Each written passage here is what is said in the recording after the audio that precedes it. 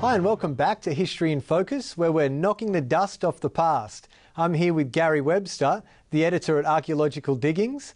Gary, you've brought us another rock today. Plenty of rocks, eh? Plenty of rocks, mate. Plenty of rocks. What's so special about this one? Well, what's so special about this is actually the writing on it. And let me tell you about this. This is a cuneiform tablet, actually. Cuneiform, okay. You know, you go to Egypt was a massive civilization, but there was also the cradle of civilization, Mesopotamia, and lots of people used the cuneiform script.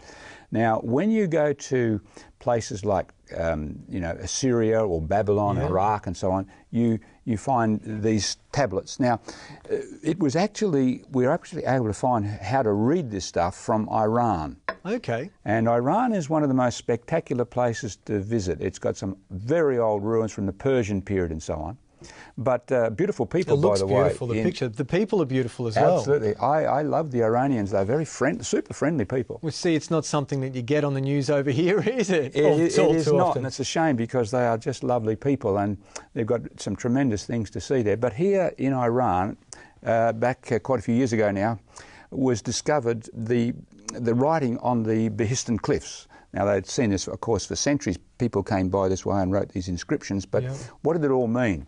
So you can come here today to Histon, just in part of Iran, and you can see this massive inscription that was put there by Darius I. Okay, yeah. And we know that he's mentioned in the Bible, the Bible. Of course. Yeah. And what's interesting is they've got inscriptions here, and they're written in 3 different languages.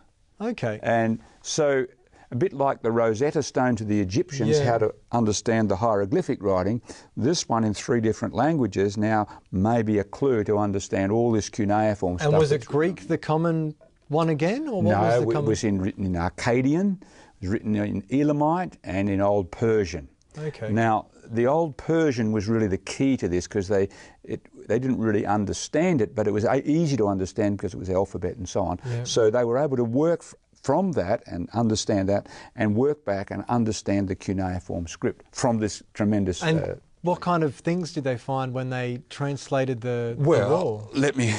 For example, they have thousands of these tablets. And 20,000 clay tablets from one library of Ashurbanipal, a great Assyrian king. But some of the things... this is what they'd do, they'd little diary entries, they'd go home and they'd chisel out into This is your stone. letter. I send you a letter, send you one of these things.